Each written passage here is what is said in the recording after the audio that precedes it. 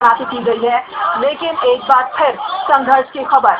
हालांकि आशंका पहले से ही थी कि फिर ऐसे माहौल, इस तरह की तस्वीर देखने को मिल सकती है, फिर हालात बेकाबू हो सकते हैं। बावजूद इसके कोई कड़ा कदम नहीं उठाया गया और यही वजह है कि एक बार फिर ये खबर आ रही है कि पुलिस की गांव वालों से झड़प हो गई है, पुलिस को फायरिंग भी करनी पड़ी है। तो गांव वालों में लगातार नाराजगी है, पुलिस को लेकर भी नाराजगी है। पुलिस जिस तरीके से इस मामले को कंट्रोल करने की कोशिश कर रही है, इसे लेकर भी गांव वालों की नाराजगी है और गांव वाले कह रहे हैं कि वो बातचीत को तब तक तैयार नहीं होंगे जब तक आश्रम खाली नहीं करवा लिया जाता। और आज जो संघर्ष पुलिस और गांव वालों के बीच देखने को मिला है, उसमें पुलिस की ओर से फायरिंग भी करनी पड़ी है और जिस दौरान 2 लोगों की मौत हो चुकी है। देवेंद्र इस वक्त हमारे साथ जुड़ गए हैं। देवेंद्र, इस वक्त क्या हालात हैं? आपको बता दूं, यहाँ बिल्कुल जो है ना, फिर से दोबारा से वही माहौल हो गया कि सुबह माहौल था। बिल्कुल ग्रामीणों और आर्य समाज के लोग एकदम एकाएक इकट्ठे हो गए हैं। हालांकि पुलिस प्रशासन की तरफ से यहाँ रैपिड एक्शन फोर्स की 2 कंपनियां और सीआरपीएफ की 3 कंपनियां बुलाई गई हैं, लेकिन यहाँ ग्रामीणों का मौत फिर जुड़ गया है। संघर्ष हुआ है, फायरिंग हुई है, 1 लोग की फिर मौत हुई है और लगभग आधा दर्जन लोग फिर घायल हुए हैं। यानी कि अब तक इस संघर्ष में मृतकों की संख्या 3 पहुंच चुकी है और एक बार फिर 6 लोगों के जख्मी होने की खबर आप दे रहे हैं और आज सुबह से 24 से ज्यादा लोगों की जख्मी होने की खबर आ रही थी। यानी कि इस संघर्ष में, इस झड़प में घायल होने वालों की तादाद भी कहीं ज्यादा हो गई है। बहुत बहुत धन्यवाद देवेंद्र पूरी जानकारी देने के लिए। तो एक बार फिर हालात बेकाबू हो गए हैं रोहतक में, एक बार फिर गांव वालों और पुलिस के बीच झड़प हो गई है, 1 और शख्स की मौत हुई है। अब तक मरने वालों की संख्या 3 हो चुकी है इस संघर्ष में। फिलहाल यहाँ रुकेंगे एक छोटे से ब्रेक के लिए, लेकिन खबरों का सिलसिला इस ब्रेक के बाद भी जारी है। बातचीत होती तो इस तरह से दोबारा से फिर से हिंसा नहीं होती। हो सकता है कहीं न कहीं कम्युनिकेशन गैप है, लेकिन रोहतक के एसएसपी ने मीडिया से जरूर गुजारिश की है कि मीडिया के माध्यम से कि लोगों से कि इस तरह से शांति बनाए रखे और माहौल को बिगड़ने न दे। उन्हें काफी दुख है कि फायरिंग करनी पड़ी और दोनों तरफ से तो पुलिस के आदमी हो या फिर आम ग्रामीण आदमी हो, जिस तरह से घायल हुए हैं, उनको इसका काफी दुख है। और वे मानते हैं कि हालांकि हालात को काबू करने के लिए पुलिस ने काफी प्रयास किए लेकिन सफल नहीं हो पाए। लेकिन वे फिर से मीडिया के माध्यम से अपील कर रहे हैं लोगों से शांति की, लेकिन ये बात स्पष्ट नहीं हो पा रही कि पुलिस प्रशासन ने, जिला प्रशासन ने लोगों से खुद बात करने की कोई पहल की है या नहीं। वीरेंद्र, एक बड़ा सवाल ये कि आखिर इस आश्रम में ऐसा क्या हो रहा है जिससे गांव वाले कदर नाराज हैं? देखिए, आश्रम की बात करें तो आश्रम में सिर्फ एक विचारधारा की लड़ाई है। जो आश्रम संचालक है संत रामपाल दास, वो कबीरपंथी विचारधारा के व्यक्ति हैं और दूसरी तरफ आर्य समाज स्वामी दयानंद को फॉलो करते हैं। स्वामी दयानंद के बारे में टिप्पणी करते रहते हैं संत रामपाल दास और इसी से आर्य समाज के लोग नाराज हैं और इस आश्रम को यहाँ से हटवाना चाहते थे। जी, इस वक्त वीरेंद्र स्थिति क्या है? अभी स्थिति तनावपूर्ण बनी हुई है। हालांकि ग्रामीण भी खड़े हुए, वो किसी भी तरह से हटने का नाम नहीं ले रहे। आरएएफ की टुकड़ी आगे है, उसके बाद सीआरपीएफ है और हरियाणा पुलिस है, प्रयास कर रहे हैं किसी तरह से ग्रामीणों को सड़क से हटाया जाए और जो रोड है ब्लॉक कर रखा है उससे चालू कराया जाए, लेकिन फिलहाल कोई आसार नजर नहीं आते। वीरेंद्र, जिस आश्रम की वजह से ये पूरा विवाद पनपा है, क्या आश्रम में भी तोड़फोड़ की गई है? नहीं, देखिए, आश्रम को पूरी तरह से पुलिस ने सेफ रखा हुआ। आश्रम से तकरीबन आधा किलोमीटर दूर ही रोड पे आर्य समाज के लोगों और ग्रामीणों को पुलिस ने रोक लिया था और पुलिस और ग्रामीणों के बीच में ही झड़प चल रही है। आश्रम तक अभी कोई नहीं पहुंच पाया। वीरेंद्र, बहुत बहुत शुक्रिया इस तमाम जानकारी के लिए। तो हरियाणा के रोहतक में फिर से झड़प शुरू हो गई है पुलिस और गांव वालों के बीच। हमारे सहयोगी वीरेंद्र जिस तरह से बता रहे हैं, एक शख्स को गोली लगी है, अब तक 2 की मौत हो गई है, 109 घायल हुए हैं, लेकिन झड़प दोबारा शुरू हो गई है। फिलहाल आपको प्रदेश में इतना ही, बाकी की ताजा इंग्लिश स्पीकिंग कोर्स। हरियाणा के रोहतक में बवाल, आश्रम हटाने को लेकर पुलिस और जनता के बीच झड़प, नाराज लोगों ने कई गाड़ियां फूंक डाली, 2 लोगों की मौत। दरअसल में स्वामी दयानंद ने जो कुछ कहा, जो कुछ लिखा, वो उनके साहित्य में हम लोग शेयर करते हैं। उसमें एक विशेषता, वो तर्क और प्रमाण को हमेशा साथ रखते हैं।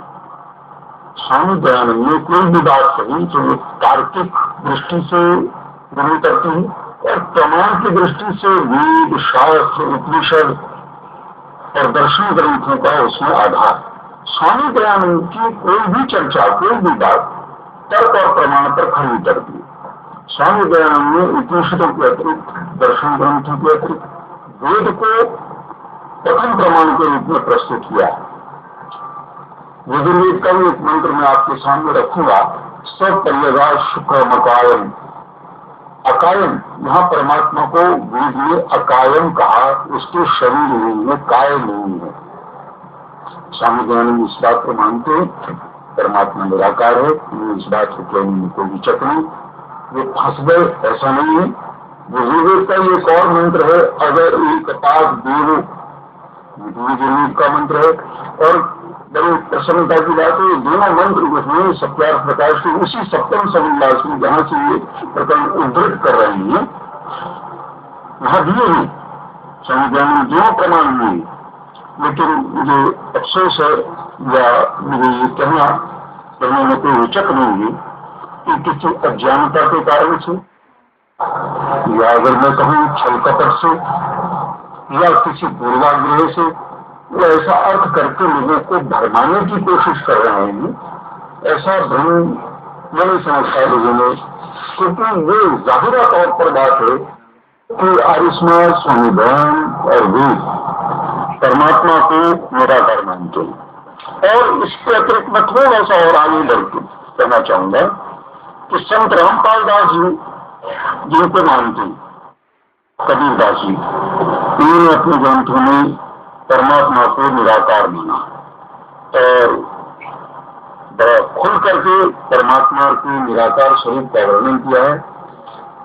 इसमें ये ऐसे ऐसे कितने ही दृष्टांत, कितने उदाहरण, अगर तार्किक दृष्टि से उसको सिद्ध करने की बात आएगी तो बड़ा लंबा प्रसंग होगा, लेकिन प्रमाण की दृष्टि से और स्वामी दयानंद के मंतव्य की दृष्टि से, मंतव्य की दृष्टि से मैं इस बात को स्पष्ट करना चाहूंगा कि स्वामी दयानंद परमात्मा को निराकार मानते हैं, परमात्मा निराकार है। तो दर्शकों, ये थे आर्य समाज प्रमुख के विचार, और आइए जानते हैं जगत गुरु तत्वदर्शी संत रामपाल जी के विचार। रोहतक में एक आश्रम को खाली कराने के सवाल पर हिंसक झड़प, 2 की मौत, कई घायल। गुस्साए लोगों ने बसों में लगाई आग, इलाके में तनाव। रोहतक में पुलिस और आर्य समाज के लोगों के बीच झड़प, पुलिस फायरिंग में 2 लोगों की मौत, नाराज भीड़ ने फूकी 3 बसें और एक एम्बुलेंस, अब तक 111 लोग घायल। हंगामा हुआ है रोहतक के करोंथा गांव में एक आश्रम की जमीन को लेकर हुए तनाजे में मुजाहिरीन और पुलिस के दरमियान झड़प हो गई, जिसमें एक औरत समेत 2 लोगों की मौत और 50 लोग जख्मी हो गए। मुजाहिरीन ने हरियाणा रोडवेज की 3 बसों और पुलिस की 2 गाड़ियों को भी नजरआतिश कर दिया। भीड़ को मुंतशिर करने के लिए पुलिस को लाठीचार्ज करनी पड़ी, जिसको मुजाहिरीन भड़क उठे और पथराव करना शुरू कर दिया। आश्रम की सिक्योरिटी को लेकर बड़ी तादाद में पुलिस फोर्स तैनात की गई थी। वहीं मुजाहिरीन ने रोहतक जैसा रोड जाम करके अपनी नाराजगी का इजहार किया, जिससे आम लोगों को काफी दुश्वारियों का सामना करना पड़ा। जख्मियों को पीजीआई रोहतक में दाखिल कराया गया है।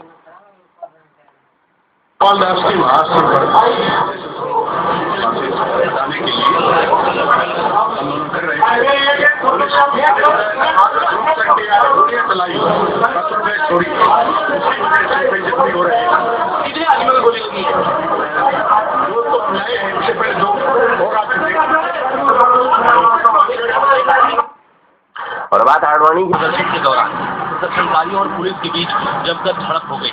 इस झड़प में एक महिला और युवक की मौत हो गई, जबकि 50 के करीब लोग जख्मी हो गए। घायलों में पुलिस के जवान भी शामिल थे। घायलों को पीजीआई रोहतक में भर्ती कराया गया है। वहां के गाँव वालों ने हरियाणा रोडवेज की 3 बसों और पुलिस की 2 गाड़ियों को आग के हवाले कर दिया। लोगों का गुस्सा इससे भी शांत नहीं हुआ। उन्होंने एक एम्बुलेंस, एक मोटरसाइकिल और शराब के ठेके को भी आग लगा दी। गुस्साए प्रदर्शनकारियों ने रोहतक झज्जर रोड पर भी जाम लगा दिया।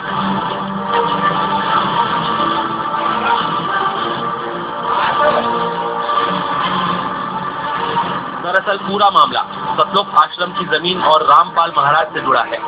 रामपाल महाराज आर्य समाज विरोधी प्रवचनों के चलते हमेशा विवादों में रहे हैं। यही वजह है कि गाँव वाले सालों से इस आश्रम को यहाँ से हटाना चाहते हैं। साल 2006 में भी यहाँ हिंसा हुई थी, इसमें एक बच्चे की मौत हो गई थी।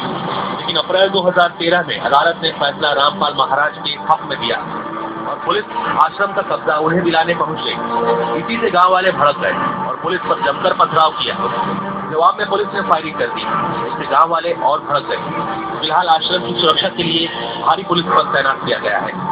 इस समय रोहतक से सुरेंद्र कुमार।